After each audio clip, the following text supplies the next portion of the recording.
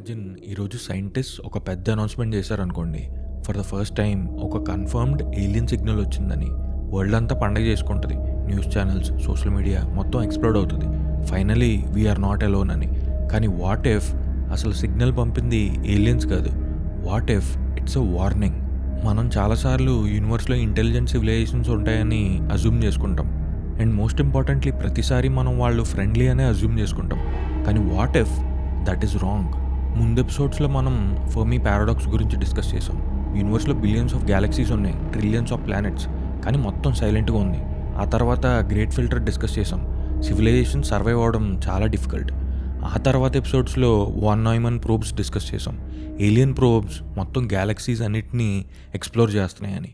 కానీ ఈరోజు మనం డిస్కస్ చేయబోయే టాపిక్ ఇంకా డిస్టర్బింగ్: ద బెర్జర్కర్ హైపోథసిస్.